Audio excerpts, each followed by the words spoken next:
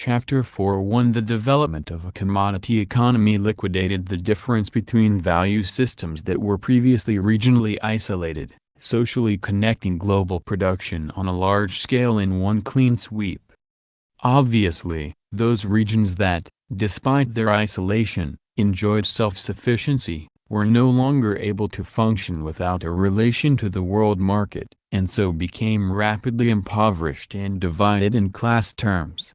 Production gradually transformed into commodity production, and these regions were enclosed by the commodity economy. But this process was driven by merchant capital's capacity to gain surplus value from the erasure of difference itself. Industrial capital is only formed through the expansion of the commodity economy and emergence of the world market. In attempting to think capital, we must see this difference as a necessary postulate. After all, for capital, surplus value must be obtained from somewhere. On this point, we ought to first attempt to think the question of the general rate of profit. While we can say, for the time being, that surplus value and profit in general are similar, the annual rate of profit is substantially different from the rate of surplus value gained in a single investment. Even when the rate of surplus value is low, if the rate of turnover of capital is high, the annual profit rate will also be high. For example, even if the rate of surplus value is high in one cycle, if it can only be done twice in 1 year, the rate of surplus value will be lower, but with more frequently circulating capital, the rate of profit will be identical. As a result, the investment of various types of capital tends to be equalized through the annual rate of profit. Inversely, the investment of capital is constrained by the overall rate of profit. Capital is thus essentially indifferent to the type of process through which surplus value is obtained. Capital is only concerned with the rate of profit. Interest rates are formed in relation to the overall rate of profit. While what Marx calls finance capital, is fundamentally based on this overall rate of profit, simultaneously capital completes the illusion that it is self-expanding, unrelated to any factors external to itself. It is not only that these forms are established prior to the advent of industrial capital. Capitalist production is spurred on and becomes possible within these forms themselves. Consequently, industrial capital, which begins with machinic production, never exists solely on its own, nor can it cover over all other forms of production. In order to expropriate surplus value, without which capital cannot be itself, capital in general need not adhere to a specific form of production. Thus, speaking generally, surplus value is born on the margin between differing systems of value. With respect to merchant capital, it is obviously the case. However, with respect to industrial capital, we can in fact say the same. As Marx argues, if we posit a unitary, identical system, surplus value derived from the circulation process could not exist. The surplus value gained by industrial capital emerges from a different exchange process, that is, through cm. This is the process whereby the capitalist purchases means of production, raw materials and labor power, and then sells on the product produced by means of these inputs. Here, because means of production or raw materials are simple commodities, we can suppose that surplus value is not produced within this single, unitary system. Therefore, the key lies in this commodity called labor power. Put simply, surplus value here exists in the margin between the value of the labor power purchased by the capitalist, and the value of the products actually produced by the laborer, minus means of production and raw materials. But how does this margin come into existence at this point? Marx divides surplus value into absolute surplus value and relative surplus value. The former is the surplus value obtained by lengthening the working day, while the latter is the surplus value gained by retaining the working day in its existing form while raising the productivity of labor, thereby indirectly lowering the value of labor power. For example, at first glance, it seems fully justifiable to say that in the lengthening of the working day, the laborer works beyond the value of his or her labor power, in other words, beyond the socially necessary labor time, and thereby surplus value is obtained. But, if we think carefully about this conception, it immediately falls into difficulty. For instance, when individual capitalists go bankrupt, in one sense it can be taken to mean that they were unable to obtain any surplus value, and thus that they did not adequately exploit their workers. But the reason this sort of sophistry passes as an explanation is that, first, it imagines labor time as a kind of substance, and second, it sees surplus value as something only emerging from the production process.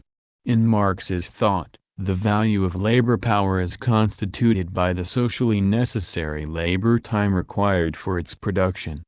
Clearly, this sociality is given by means of the money form, and thus without consideration of the money form it is impossible to derive the concept of socially necessary labor time.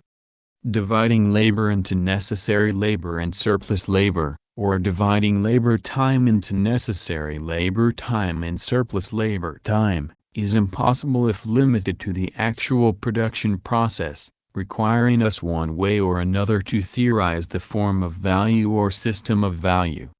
In this sense, the fact that Marx begins his consideration from absolute surplus value, giving numerous concrete examples, frequently invites misunderstandings.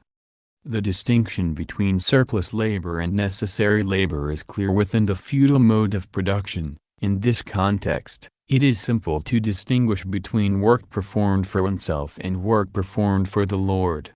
But, when examining the capitalist system in an analogical manner, we not only lose sight of its specificity, but also become unable to elucidate its mysteries. In the first place, what characterizes capitalist production is precisely that the distinction between necessary labor and surplus labor becomes impossible. Capitalist production designates a mode within which, at the least, the worker and the capitalist are equal before the law, and insofar as they are contractually in agreement, the worker is not unfairly compelled to work by any kind of external coercion. The payment of the wage that corresponds to the value of their labor, or at least a wage of some sort, is reflected in the consciousness of the worker, and of the capitalist. Thus, there is here an equal exchange at the level of consciousness. Without this aspect, capitalist production would simply be maintained by means of extra economic coercion, as was the case with the feudal system. The mystery of capitalist production lies in the fact that while it clearly appears to be founded on and characterized by equal exchange at a conscious level, this is not actually the case. Thus, the simplistic and rather commonplace idea that the worker works beyond the level of the wage, a view also commonplace amongst the socialists contemporary to Marx, is incapable of even minimally explaining this mystery. Such a view merely devolves into the political moralistic slogan of Proudhon-property is theft. Here, there is a crucial reason why Marx begins his argument from the theory of the value form.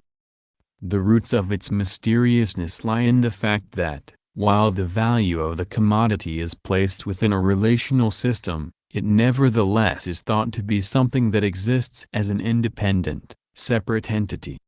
The wage appears to be identical to the value of labor power. But the value of labor power is not something that can exist independently, in separation. It can only come into existence in relation to other commodities. In capitalist society, labor power becomes a commodity.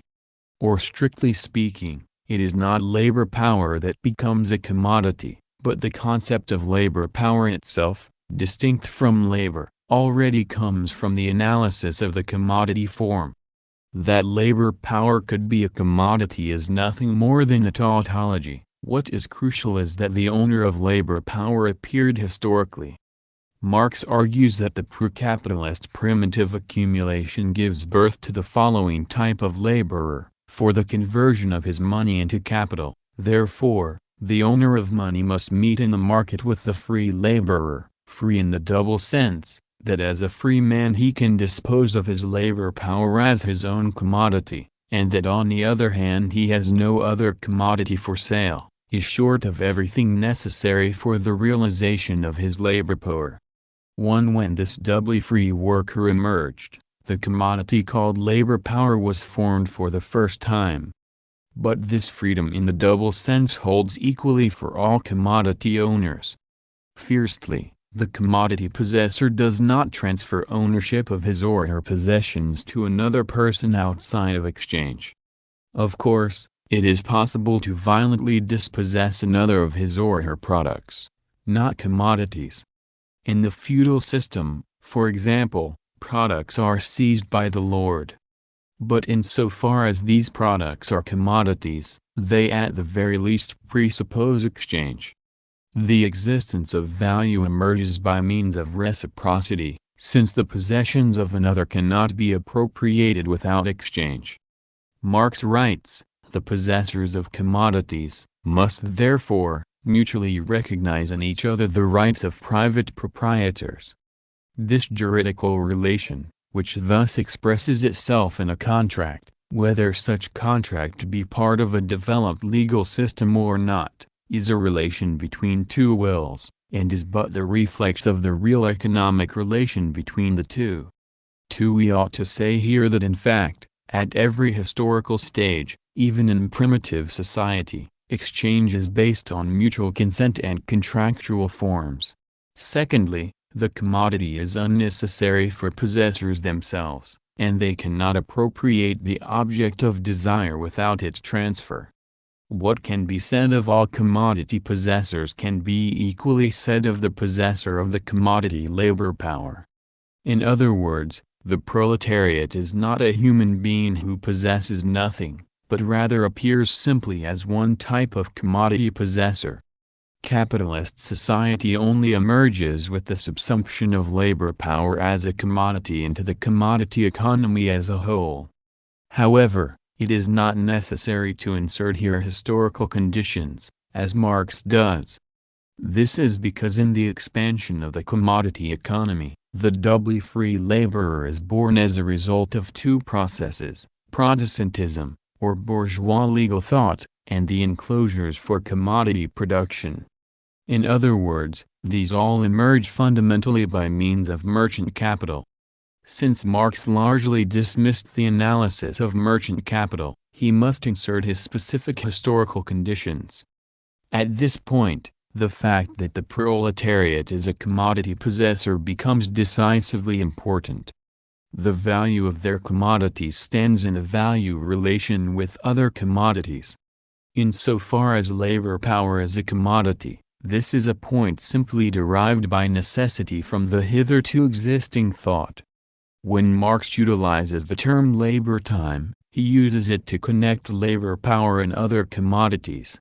If we follow Marx's point, the value of the commodity consists of the social labor time required for its production, and labor power is no different. Since social labor time is first posited by means of the money form, the substance of Marx's point is simply that labor power exists within a value system in which it depends on relations with all other commodities. When Marx states that the value of labor power differs in a given country, at a given period, he implies that we must think the value of labor power as a concept placed within a synchronic system of relation. Thus, how does surplus value become possible? It is simply the margin that exists between the labor power bought by the capitalist, and its products sold thereafter. But here, without considering wage and price, if thought within the synchronic system, the value of labor power and the value of the product correspond to each other, and there is no necessity for a margin or gap to emerge. Merchant capital discovers this margin in the interval between different systems, but nothing similar exists in this case. If so, industrial capital, as is often thought in the case of commercial capital, would be simply established through fraud. But all the discussions of being made to work beyond the wage and so forth claim to disclose the dark side of the capitalist, while never treating the more fundamental problem of how capital is able to overcome human will and persist. Marx writes as follows: "It is therefore impossible for capital to be produced by circulation, and it is equally impossible for it to originate apart from circulation. It must have its origin both in circulation and yet not in circulation. Our friend, Moneybags, who as yet is only an embryo capitalist, must buy his commodities at their value, must sell them at their value, and yet at the end of the process must withdraw more value from circulation than he threw into it at starting. His development into a full-grown capitalist must take place, both within the sphere of circulation and without it. These are the conditions of the problem. Hic Rhodus, hic salta. For what is important is that capital, and indeed surplus value, originates in the circulation process and simultaneously in the production process. In other words, it is no longer able to emerge from the circulation between two different systems, as in the case of merchant capital. But neither does capital simply emerge from the production process, because surplus value cannot be formed solely within a single system. So how, exactly, does Marx make this leap? He does so by conceiving of a production process that itself produces two different systems. This problem cannot be explicated simply by means of absolute surplus value, or the lengthening of the working day. Of course, Marx first speaks of absolute surplus value, and only after does he consider relative surplus value. But this is not a historical order of succession, but simply a logical sequence within Marx's dialectical narrative. In fact, as he will argue later, the lengthening of the working day is only demanded and made possible in the first instance by the presupposition of relative surplus value. The essence of surplus value, which characterizes industrial capital, lies in the category of relative surplus value. As Marx argues, relative surplus value is born from the increasing productivity of labor. Classical political economy sought the concept of surplus value in the improvement of productivity through the division of labor and cooperative work. Marx inherited this, calling it the new power that arises from the fusion of many forces into one single force. 5. But, as he argues in 3 passages from Capital, the detail laborer produces no commodities. It is only the common product of all the detail laborers that becomes a commodity. 6. The capitalist pays them the value of 100 independent labor powers, but he does not pay for the combined labor power of the 100. Being independent of each other, the laborers are isolated persons, who enter into relations with the capitalist, but not with one another. 7. The use value of labor power consists in the subsequent exercise of its force. The alienation, Verausrung, of labor power and its real manifestation, Ausrung, i.e., the period of its existence as a use value, are separated by an interval of time. 8. A rise in the productivity of labor, whether due to an intensification of the division of labor and cooperation, or to technical innovation, will cause a latent reduction in the value of labor power. We could also put it as follows: the capitalist dispatches his or her products into an existing value system despite already producing them cheaply. That is, latently, both the value of labor power and the value of the products are mutually reduced, but this is not immediately actualized. Thus, in this scenario, the currently existing system and the potential system both exist. We discover thereby that industrial capital to obtain surplus value from the interval between two different systems. We have clarified the process by which merchant capital emerges through the margin between two spatial systems of value, although invisible to the persons belonging to them, whereas we might say that industrial capital in this sense, by increasing the productivity of labor, is founded on the creation of temporally different value systems. According to Marx, each individual laborer has no demand to make prior to the emergence of what is produced collectively by means of their combination. Here, there is a temporal relation of before and after that produces an inevitable opacity. Surplus value in industrial capital thus comes not from violence or fraud, but from this sort of inevitable unconscious.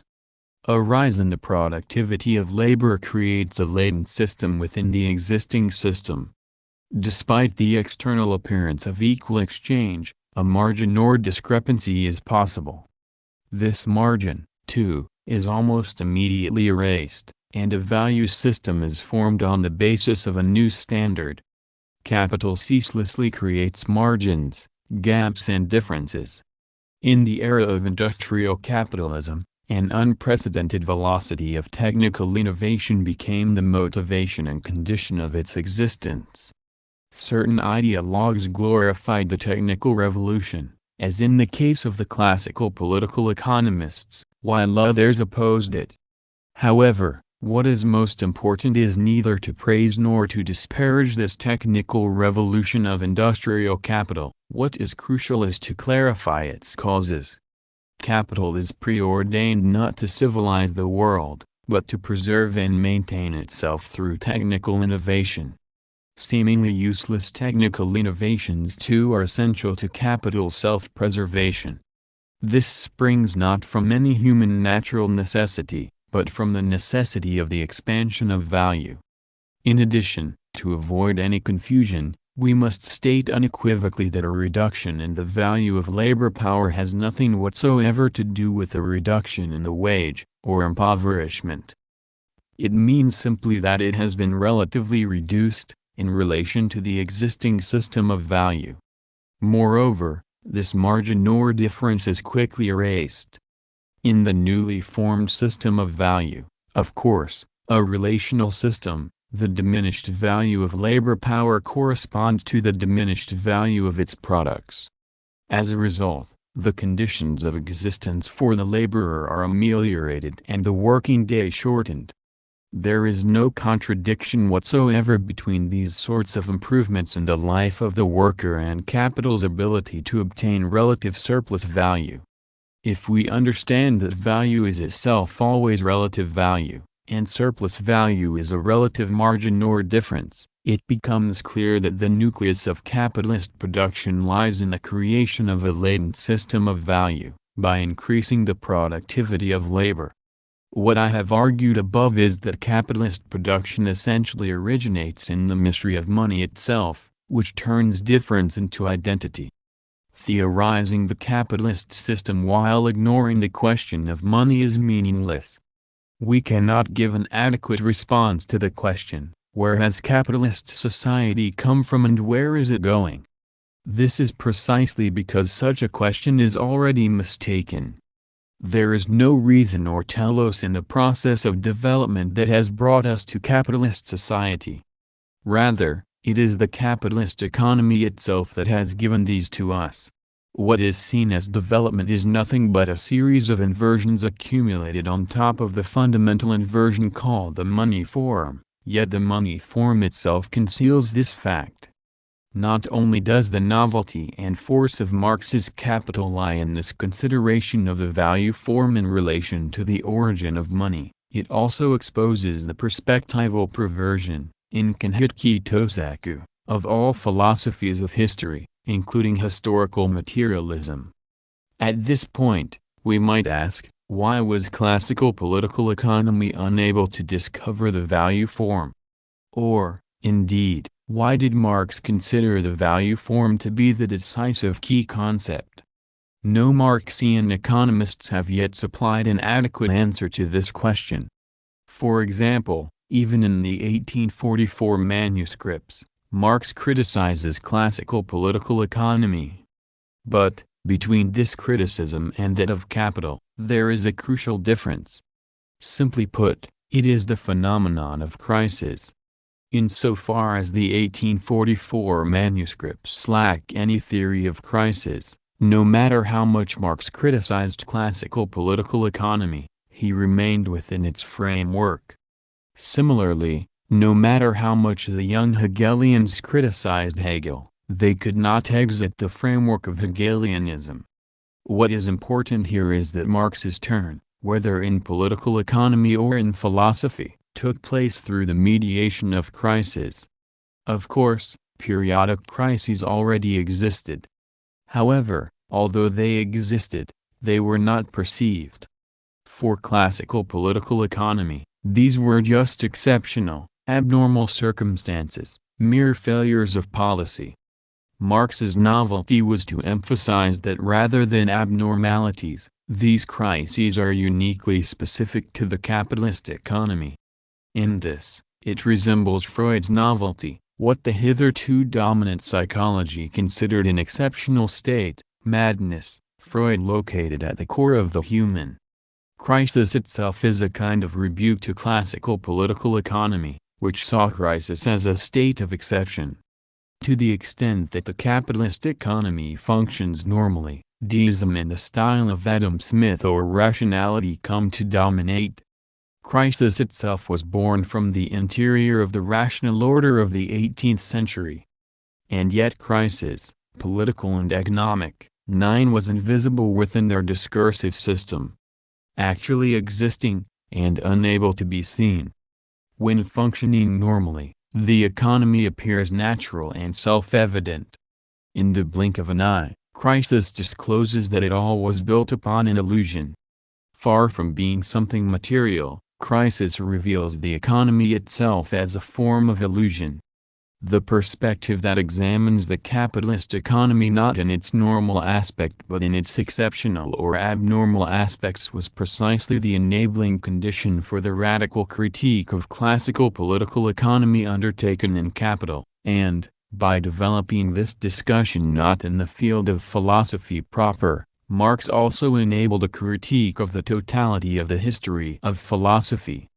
Before we argue that crisis requires a theory of the value form, there is one point that must be made. Marx in the 1850s was clearly a believer in crisis as the harbinger of great revolutionary hopes. He predicted multiple impending crises, expecting these to spark revolution across Europe. As is now well known, none of his predictions were fulfilled. Crisis was less something to be elucidated than it was the one hope left for Marx at the time, living in exile after the failure of the 1848 revolutions. Obviously, this type of theory of crisis-based revolution retains strong roots among contemporary Marxists. But, speaking from historical experience, far from fueling political revolutions, crises have always worked to the advantage of counter-revolutionary politics, including fascism. Unless we do away with the illusion of crisis as a bridge to revolution, we will remain basically unable to approach the true problematic that crisis poses. For Engels, crisis is explained in terms of the anarchy of production and the contradiction between the social character of production and the private character of appropriation. But this form of explanation cannot adequately account for the riddle of the regularity of periodically occurring crises. Yuno Kozo criticized this presentation of the problem, theorizing periodic crisis from the contradictions of labor power as a commodity. Tenonist theory is unquestionably more consistent, but remains unable to explain why Capital treated the theory of the value form as indispensable. From the outset, to call something labor power means that it is simply a commodity. It is not that labor power becomes a commodity. In other words, concealed within the concept of labor power is the money form. Marx distinguished between labor and labor power, but this distinction merely restates the dualism of value and use value. The problem, as I have stated before, is that this dualism is itself a product of the money form. Thus, no matter how much one asserts the importance of this distinction between labor and labor power, It either remains within the framework of classical political economy or leads to a theory of alienation whereby labor power becomes a commodity. When such a perspective proposes that the species being, Gattungswesen, of man is alienated, although we ought to accurately define what exactly this species being is, it is simply treated metaphysically, as given from the outset. Economists rarely grasp the fundamental problematic of crisis. Certainly, neoclassical economics, practiced in abstract laboratory settings, so-called modern economics, cannot even see the problem. Keynes understood crisis or recession as the unique illness of the capitalist system, proposing a course of aggressive treatments of its symptoms.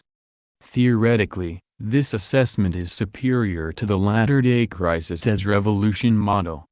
However, my concern here is not to construct a theory of economic crisis, which would require a comprehensive analysis of credit and the business cycle.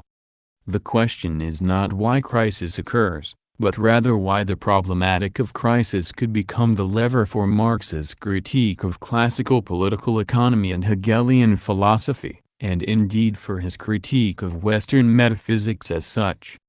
Actual crises do not reveal the limits of the capitalist system. In the 19th century, crises were simply one form of the business cycle, and in the latter part of the 20th century, apparatuses had been formed to somewhat alleviate their danger. As long as we link crisis with revolution, we cannot understand crisis. It is like the situation of psychoanalysis. Despite the popularization of psychoanalysis as a form of therapy, the radicality of the problematic detected by Freud and neurosis has rarely been grasped. Today, it is arguably difficult to find anyone who resembles a classical hysteric. As we should note, the condition Marx called the possibility of crisis is also, in fact, the condition of surplus value. The condition of possibility for capital is the condition of crisis. To put it another way, what renders possible normality also renders possible abnormality. Thus, when the capitalist economy reaches a certain scale, it gives birth to crisis. Michel Foucault argued that in the 18th century, for the first time, the figure of the madman was produced, through a structure of selection and inclusion based on reason. Similarly, crisis came to exist in tandem with the establishment of industrial capitalism, which enabled the possibility of classical political economy. In this case, crisis was obviously seen as a state of exception. But whether it was seen as something to be treated, or expected, qua crisis, to destroy rationality, what was never questioned was what had enabled the existence of crisis itself. Here the money form is seen as something self-evidently universal. In planned economies without crises, that is, in those states labeled socialist, the realization of a form of violent control by means of reason has its origins in a Marxism that could only grasp the problematic of crisis in economic terms. What is crisis? It is the sudden dissolution of a system of value relations. At this point, the inherent value of a thing disappears. In other words, the value form, the hieroglyphic, previously concealed by the money form, is revealed. Commodities lose their value. The commodity means merely the commodity form, not a thing. Even though a thing is right before their eyes, they cannot grasp it. Just like an aphasia sufferer cannot perceive a thing as a thing. Crisis illuminates the way in which the money form is established. Marx, just like Freud, returned to the infancy of the capitalist system, turning towards the world of the unconscious that is the value form. Chapter 5. Since the discovery of the